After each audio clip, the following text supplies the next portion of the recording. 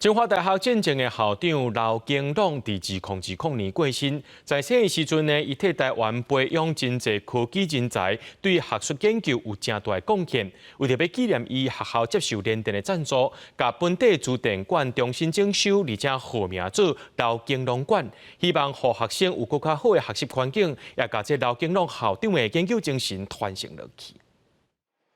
前清华大学校长刘景朗，过去无论是对科技产业，也是学术研究，都付出真侪。原本踮美国教册，后来决心返来台湾担任清华大学校长，为台湾教育做出贡献。伊在2020年过身，也是清华大学的前校长贺တင်宏，想起这位前辈，充满尊敬。刘校长的亲切睿智、幽默，很快就赢得了校内外的大家的支持和肯定。刘校长是清华君子的典范。3、2、1，请剪彩。因有联电赞助，学校甲原本资电馆重新整修，而且重新合作刘景朗馆，也邀请刘景朗夫人到现场见证。我想他在这里的时候，又会对大家讲：我谢谢你们记得我。这个馆呢，不但是美丽好，建筑做得好，而且是纪念他最有意义的事。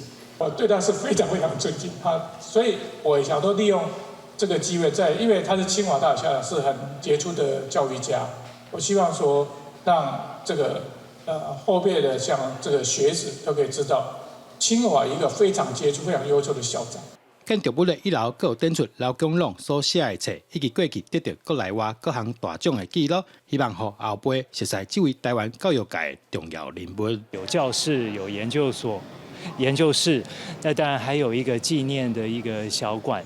空间呢，不管是里面还是外面，都是给我们老师跟学生一个很好的学习的一个机会。清华大学校长高维元讲，学生会当在这么好的研究环境中学习，除了感谢以外，也期待学生囡仔会当将刘景朗的精神继续传承落去。记者杜君豪，新潮报道。